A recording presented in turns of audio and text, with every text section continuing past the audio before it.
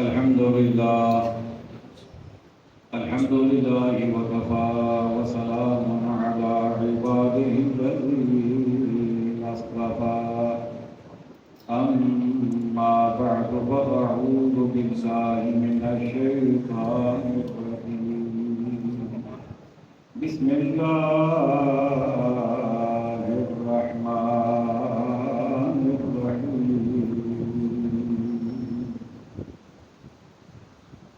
وإذ جعلنا البيت مثابة للناس وأمنا واتخذوا من مقام إبراهيم مصلى وعهدنا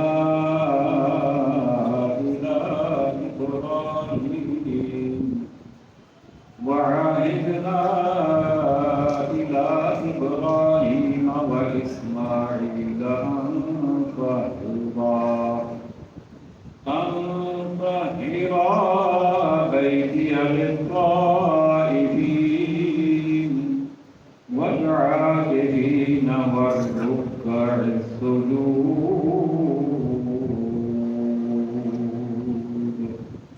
صدق الله مولانا العظيم مل کر پڑھیے صلی اللہ علیہ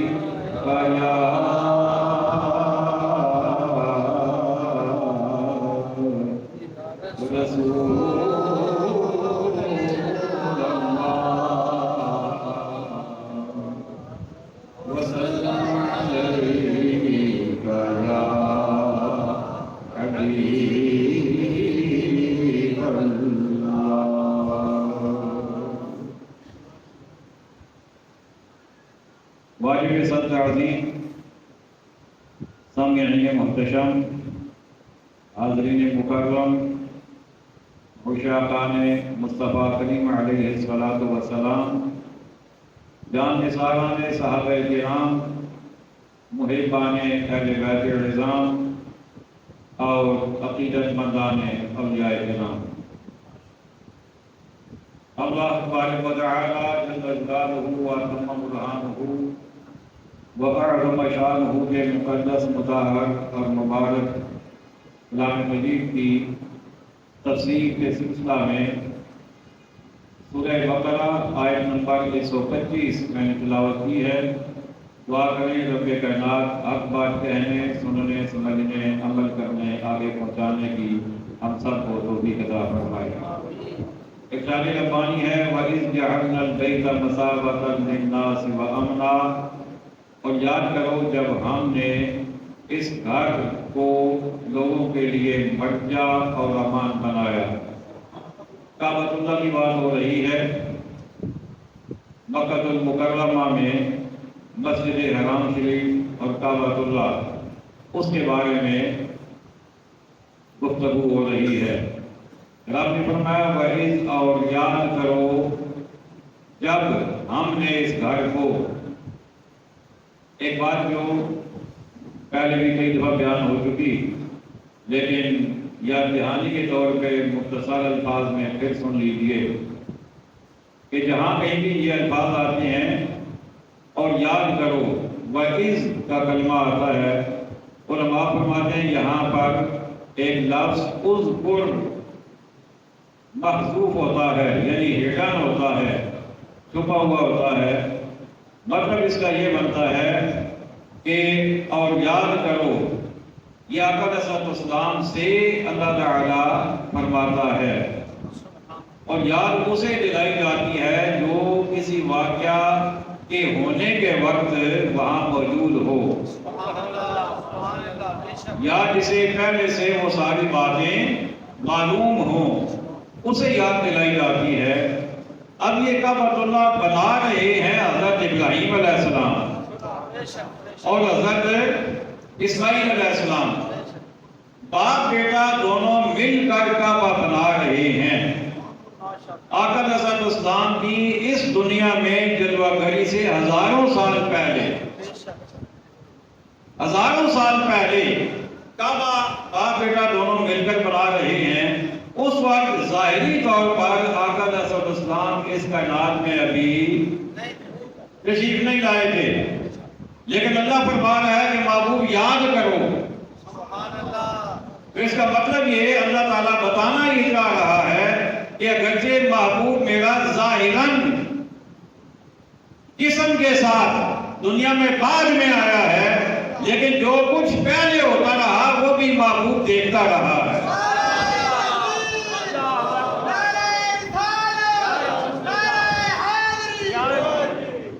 نعرہ تحقیق، نعرہ حیدری، نعرہ غوثیہ.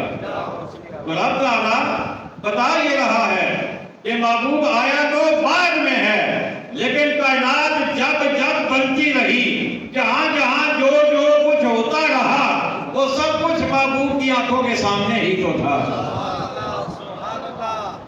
فرمایا وَإِذْ جَعَلْنَا الْبَيْتَ، اور یاد کرو جب ہم نے اس گھر کو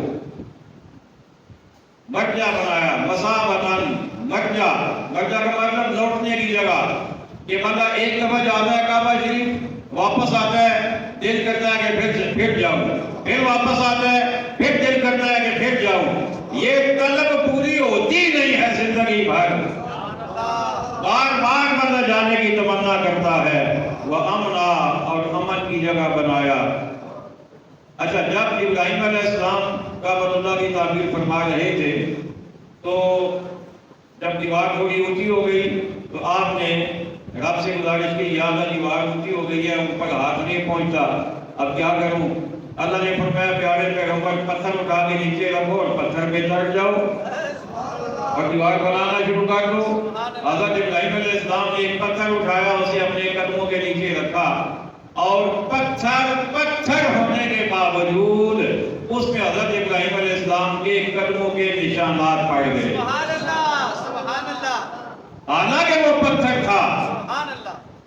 لیکن اس نے بھی پتھر ہونے کے باوجود اپنے اندر گنجائش بنائی، اللہ کے نبی کے قدموں کو اپنے اندر محفوظ کر لیا. سبحان اللہ. سبحان اللہ. اب دیوار بن رہی ہے، تھوڑی اور اونچی ہو گئی، اب آپ نہیں پہنچتا.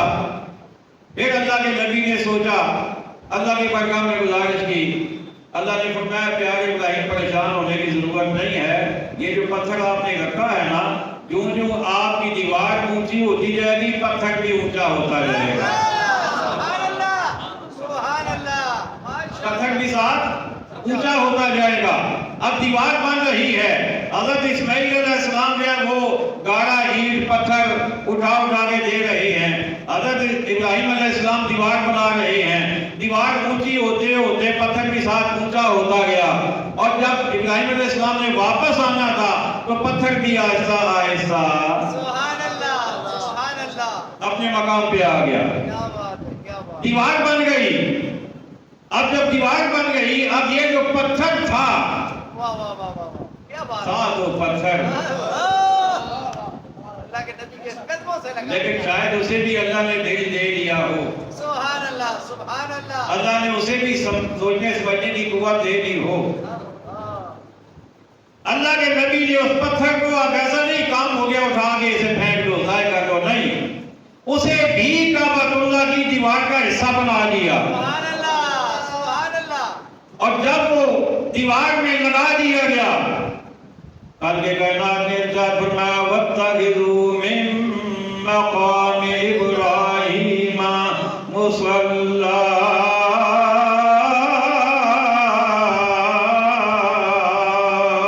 سبحان اللہ. ماشاء اللہ. ماشاء اللہ. آپ نے فرمایا مقام ابراہیم کو نماز کا مقام بنا لو. سبحان اللہ. سبحان اللہ. مقام ابراہیم کون سا؟ جہاں ابراہیم علیہ السلام کے جس پتھر کے قدم لگے، واہ واہ واہ. اس پتھر کو مقام ابراہیم کہا گیا. فرمایا اس کو نماز کی جگہ بنا لو.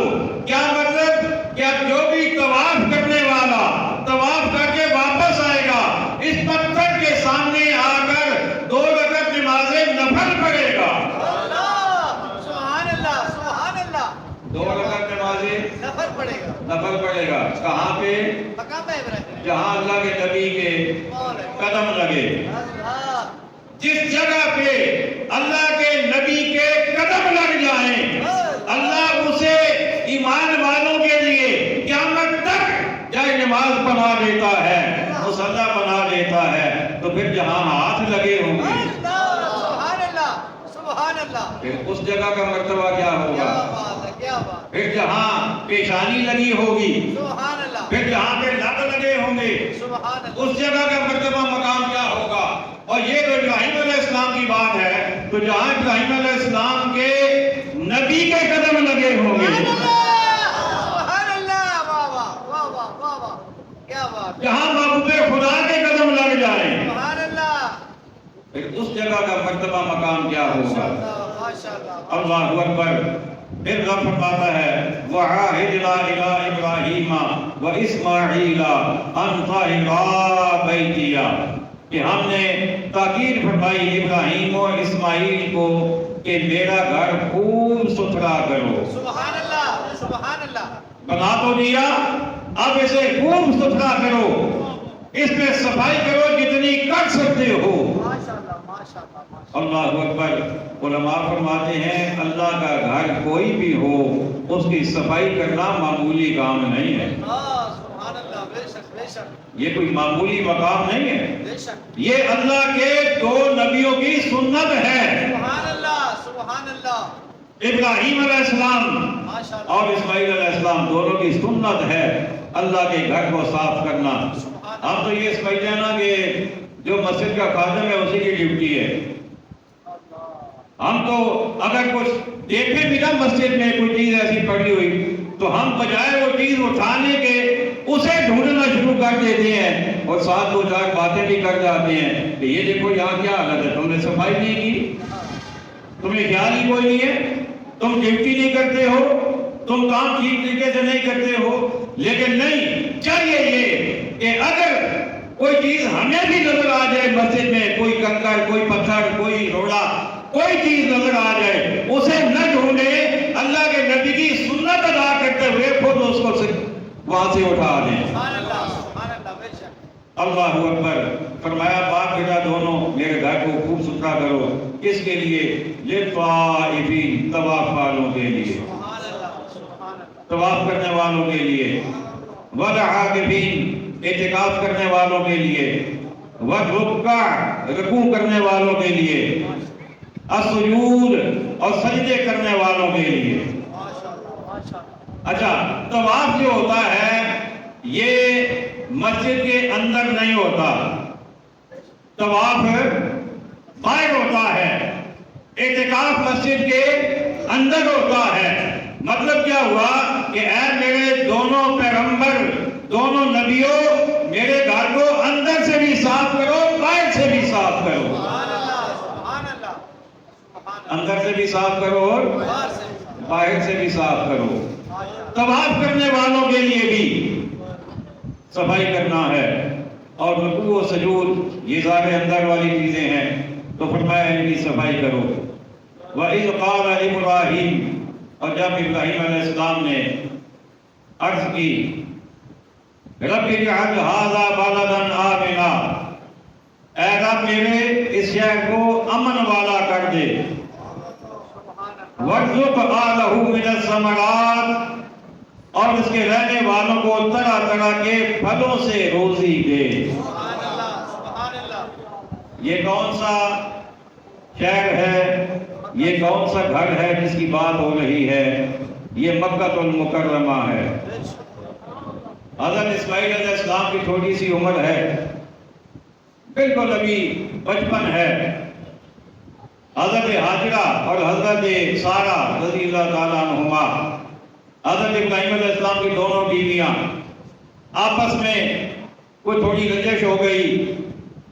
حضرت سارہ کہنے لگی کہ اے ابراہیم علیہ السلام اپنی بیوی اور بیٹے دونوں کو اس گھر سے کہیں دور چھوڑ آئیں۔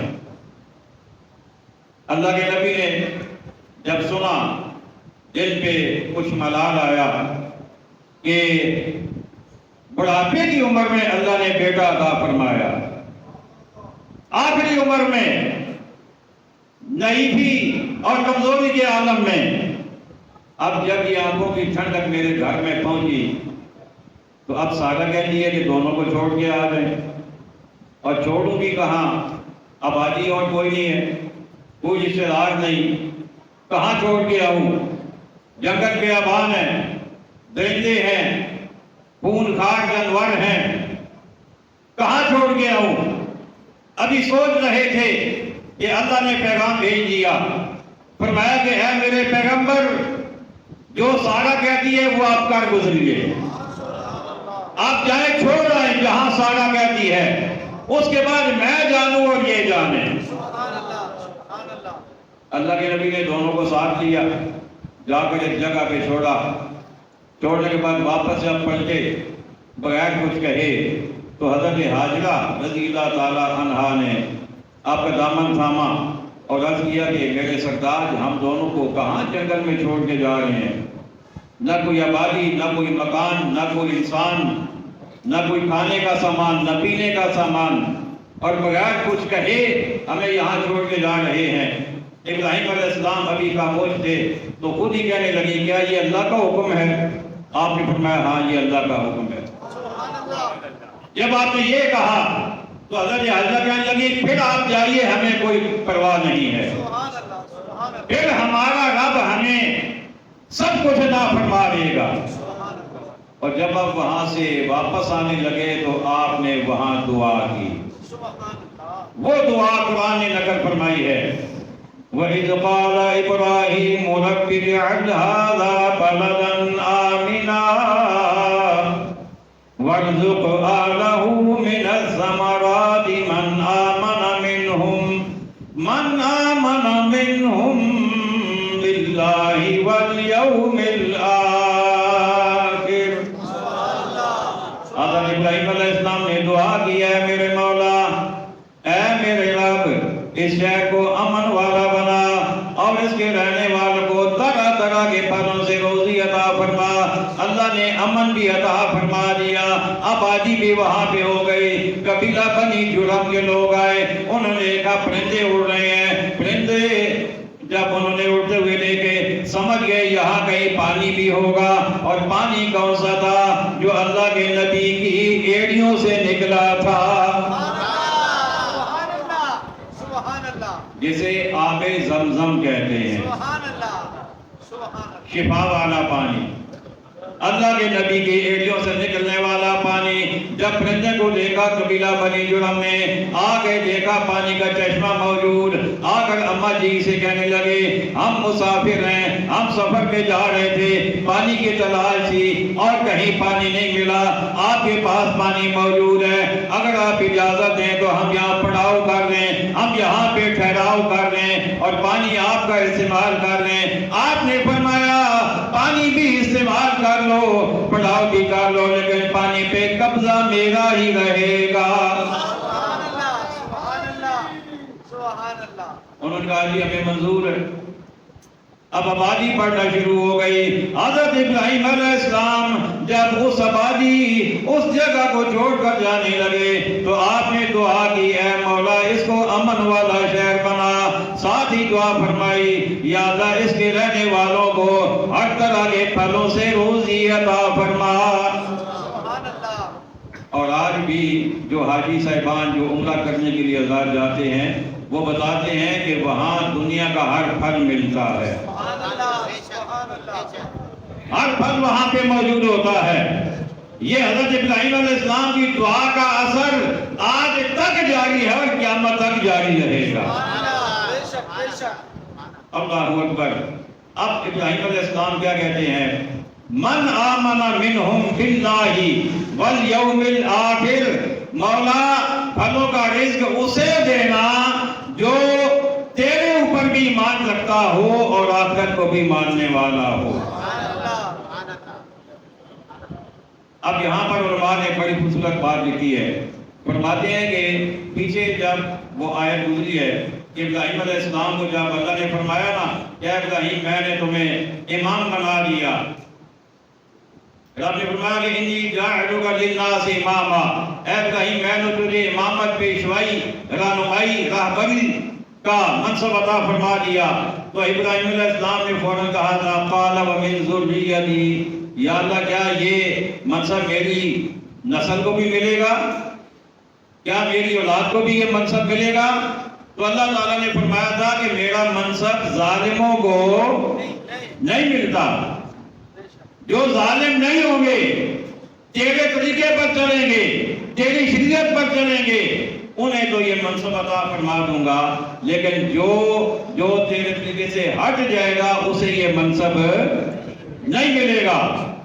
اب ابراہیم علیہ السلام نے، اب پہلے ہی ابراہیم علیہ السلام جو ہے انہوں نے خود یہ الفاظ یہاں پر ادا کر دیے۔ آپ فرماتے ہیں کہ اللہ کی برگاہ میں عرض کرتے ہیں، اے اللہ پھلوں کا رزق عطا فرما انہیں جو تجھے بھی مانتے ہوں اور جو آخرت کو بھی مانتے ہوں۔ کیوں یہ کہہ دیا؟ کیونکہ پیچھے اللہ نے بتا دیا تھا کہ جو تجھے نہیں مانتا، جو تیرے دین پہ نہیں چلے گا اسے امامت کا منصب نہیں ملے گا۔ لیکن وہاں بات تھی منصب کی، یہاں بات ہے روزی کی۔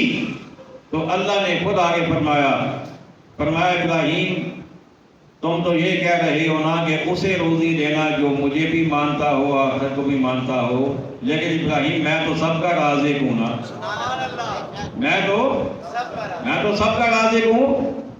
فرمایا ومن کفر فأمتعه، فرمایا اور جو کافر ہوا فأمتعه قلیلا، اسے بھی تھوڑا بہت رزق میں دیتا رہوں گا۔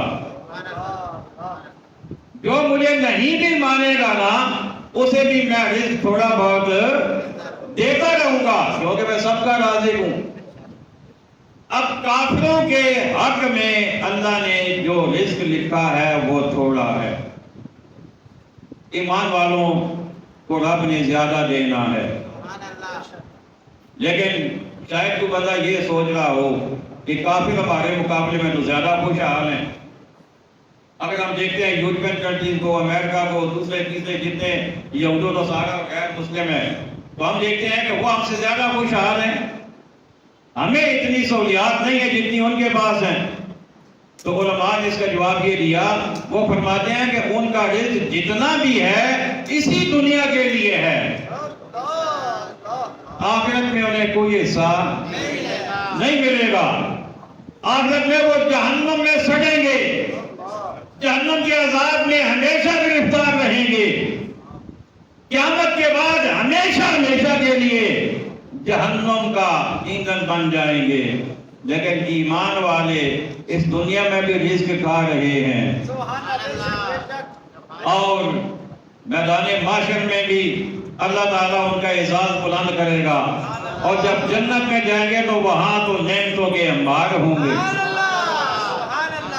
وہاں تو نعمتوں کا شمار ہی نہیں ہوگا۔ اس دنیا کے مقابلے میں آخرت کی نعمتیں ایمان والوں کو زیادہ ملیں گی، اس لیے رب نے فرمایا کہ کافروں کو تھوڑا، ایمان والوں کو زیادہ۔ اللہ اکبر۔ رب نے فرمایا ومن کفر، جو کوئی کافر ہوا، فأمتعه قلیلا، تھوڑا برتنے کو اسے بھی دوں گا، ثم اضطره الى عذاب النار، پھر اسے عذاب دوزخ کی طرف مجبور کروں گا۔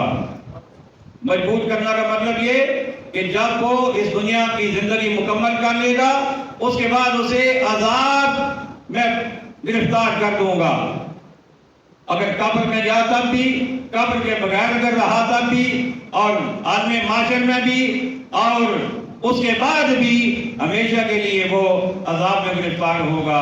وَبِئْسَ الْمَصِيرُ، اور وہ بہت بری جگہ ہے پلٹنے کی، جہنم، آگ بہت بری جگہ ہے۔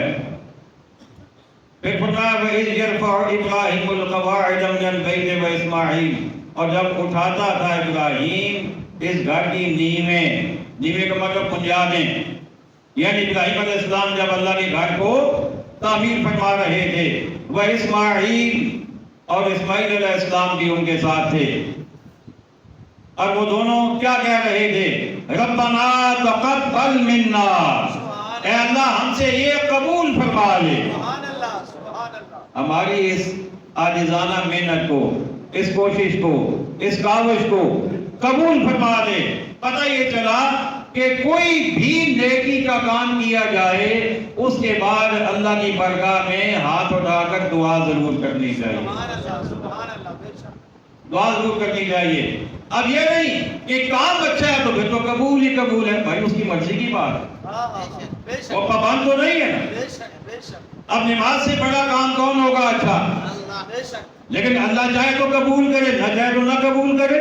بے شک اس لیے اس سے ہمیشہ مانگنا چاہیے عاجزی کے طور پر, گڑ گڑا کر کہ مولا قبول فرما. انک انت السمیع العلیم, بے شک تو ہی سنتا جانتا ہے. یعنی جو کچھ ہم زبان سے عرض کر رہے ہیں وہ بھی تو سنتا ہے, اور جو ہم کرتے ہیں اسے بھی تو جانتا ہے, تو سنتا جانتا ہے.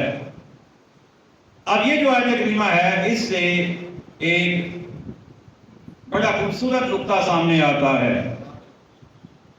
اکثر سنا ہوگا آپ نے کئی لوگوں سے, وہ کہتے ہیں کہ جب دعا کریں تو پہلے دوسروں کے لیے دعا کریں پھر اپنے لیے کریں. ان کا خیال یہ ہوتا ہے کہ ہم تو گناہگار ہیں تو دوسرا بندہ جو ہے اس کے لیے پہلے دعا کریں تاکہ اللہ راضی ہو جائے, پھر اپنے لیے دعا کریں.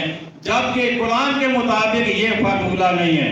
نہیں ہے. بے شک قرآن کے مطابق فارمولہ یہ ہے کہ پہلے اپنے لیے دعا کرو. بے شک بے شک بے اس شک کی وجہ ایک فرض, ایک بندہ گناہگار ہے, خطا کار ہے, سیکار ہے, وہ دعا کرنا چاہتا ہے اپنے والدین کے لیے, اپنے بچوں کے لیے, اپنے دوستوں کے لیے. اب پہلے وہ اپنے لیے دعا کرے, ہے گناہگار, لیکن جب اپنے لیے دعا کرے گا تو رب اس پر کرم فرمائے گا, اس کے گناہوں کو معاف فرما دے گا. سبحان اللہ. جب اپنے گناہوں کی معافی پہلے مانگے گا, رب اس کے گناہوں کو معاف فرما دے گا, رب اس پر نظر کرم فرمائے گا. اب اس کی زبان اس قابل ہو جائے گی کہ وہ جس کے بارے میں مانگے گا رب اسے عطا فرما دے گا. سبحان اللہ. سبحان اللہ. اور اس کی ایک اور دلیل بھی ہے کہ پہلے اپنے لیے مانگا جائے. نماز کے آخر میں, اتحیات کے آخر میں کون سی دعا پڑھی جاتی ہے؟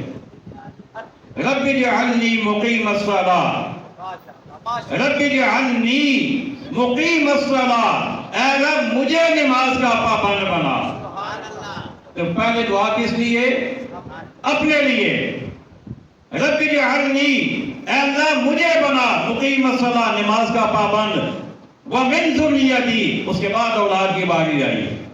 پہلے اپنے لیے اور میری اولاد کو بھی. ربنا وتقبل دعا, ربنا اغفر لی, اے اللہ میرے گناہوں کو معاف فرما, ولوالدی, میرے والدین کے گناہوں کو معاف فرما, وللمؤمنین, اور سارے ایمان والوں کے گناہوں کو معاف فرما, یوم یقوم الحساب, حساب کے دن. تو اس سے اندازہ یہ ہوتا ہے, اندازہ کیا بلکہ یہ قانون سامنے آتا ہے قرآن و سنت سے کہ جب بھی دعا مانگی جائے پہلے اپنے لیے دعا مانگی جائے تاکہ رب کی رحمت ہمارے طرف متوجہ ہو جائے. اب گناہگار جتنا بھی ہو شیطان سے بڑا تو نافرمان نہیں ہوتا نا, شیطان سے زیادہ نافرمان تو نہیں ہوتا. گناہ سستی کا نام ہے نا, سستی ہے, غفلت ہے, کوتاہی ہے, لیکن ہم اللہ کے انکاری تو نہیں ہیں, ہم تو ہی وہ چھوڑنے والے تو نہیں ہیں. اللہ نے کہا مجھے مانو, الحمدللہ ہم مانتے ہیں, رسولوں کو مانو ہم مانتے ہیں, کتابوں کو مانو ہم مانتے ہیں, اور جنت دوزخ کو مانو ہم نے مان لیا. یعنی جو اللہ نے کہا وہ ہم نے مان لیا. گناہ میں وہ ہماری سستی کی وجہ سے ہیں, لیکن شیطان تو وہ ہے کہ جو اللہ کے سامنے اکڑ گیا تھا. اللہ نے کہا سجدہ کرو, اس سے کہا میں نہیں کرتا, مجھے زیب ہی نہیں دیتا بشر کو سجدہ کرنا, یہ بڑی شان کے خلاف ہے. لیکن وہ بھی جب وہاں سے جنت سے نکلنے لگا تو اس نے کہا ربی, اے میرے رب مجھے مہلت عطا فرما تاکہ قیامت تک میں موت مجھے نہ آئے. تو اللہ نے اس کی بات کو بھی رد نہیں کیا, تو ہم تو اس کے فرما بردار ہیں, گناہگار ضرور ہیں, لیکن ہم نافرمان اس انداز سے نہیں ہیں. تو اس لیے جب بھی دعا مانگی جائے اپنے سے شروع کی جائے, اس کے بعد باقیوں کے لیے دعا کی جائے. اللہ تعالیٰ کا صحیحہ اور ہمارے سالہ کی توفیق عطا فرمائے. تشریف رکھیں ایک منٹ. آزاد گرامی, ملک پاکستان میں کافی عرصے سے آپ جانتے ہیں کہ ایک قادیانیت کا سلسلہ فتنہ فساد چل رہا ہے. اس حوالے سے پہلے بھی میں نے گزارش کی تھی، اب پھر گزارش کر رہا ہوں کہ ہمارا بالکل دو ٹوک موقف ہے، جس میں کوئی لچک نہیں ہے کہ قادیانی غیر مسلم ہیں، اسلام سے خارج ہیں، بے شک بے شک اور قانونی اعتبار سے، آئینی اعتبار سے بھی وہ غیر مسلم ہیں، شرعی اعتبار سے بھی غیر مسلم ہیں. انہیں کسی قسم کی سہولت نہیں دی جا سکتی. بے شک بے شک اب یہ ہمارے جو حکمران بیٹھے ہوئے ہیں نا اوپر، یا عدالت میں جو لوگ بیٹھے ہوئے ہیں، وہ کہتے ہیں کہ چلیں آپ انہیں مسلمان نہیں مانتے لیکن پھر بھی اقلیت تو یہ ہے نا، تو اقلیت کے حقوق تو ہوتے ہیں. میں نے کہا پہلے ان سے اقلیت منواؤ تو صحیح انہیں. بات سمجھ آ رہی ہے کوئی نہیں؟ یہ تم کہہ رہے ہو نا کہ وہ اقلیت ہے، وہ تو اپنے آپ کو اقلیت مانتے ہی نہیں ہیں. وہ تو کہتے ہیں کہ ہم ہی مسلمان ہیں، اور جو اصلی مسلمان ہیں انہیں وہ مسلمان تصور ہی نہیں کرتے. تو اس لیے یہ بالکل واضح طور پہ بات، پیغام میرا ریکارڈ ہو جائے کہ قادیانی غیر مسلم ہیں، آئینی طور پر بھی، قانونی طور پر بھی. اور ابھی جو سپریم کورٹ کا متنازع فیصلہ موجود ہے، ہم حکومت سے مطالبہ کرتے ہیں کہ فوراً اسے واپس کیا جائے، دوبارہ نظر ثانی کی جائے، اور جیسے آئین میں وہ غیر مسلم ہیں ایسی انہیں غیر مسلم قرار دے کر ان کی ہر قسم کی ایکٹیویٹیز پر پابندی لگائی جائے. بے شک بے شک اس میں کوئی، اب دیکھیں نا، تھوڑی تھوڑی گنجائش دیتے رہیں گے تو بات بہت آگے بڑھ جائے گی. اب لوگ کہتے ہیں اچھا چلو جی فرض کرو وہ جو بھی ان کا عقیدہ ہے، لیکن پھر بھی انسان تو ہے نا. ہم کہتے ہیں پھر انسانوں کی طرح رہیں نا، ہاں انسانوں کی طرح ہے انسانوں کی طرح رہیں. دیکھیں ہمارے ملک میں عیسائی ہیں یا کوئی نہیں؟ ہم نے کبھی ان کے خلاف احتجاج کیا؟ نہیں کبھی ہم نے کہا حکومت کو کہ انہیں یہاں سے بھگا دو، مارو، انہیں جیل میں بند کر دو؟ بھائی وہ اپنا کام کر رہے ہیں اپنی سراؤنڈنگ کے اندر، وہ کریں. لیکن وہ اگر اسلام کے اوپر حملہ کر کے اسلام کا حلیہ بگاڑ کر پیش کریں تو اس کی اجازت تو نہیں دی جائے گی نا. بے شک بے شک قادیانیوں نے اسلام کا حلیہ بگاڑا ہے، بے شک اس لیے انہیں کسی صورت کی اجازت نہیں دی جا سکتی. اللہ تعالیٰ عقل سلیم عطا فرمائے اور ہدایت عطا فرمائے. وما علینا الا البلاغ.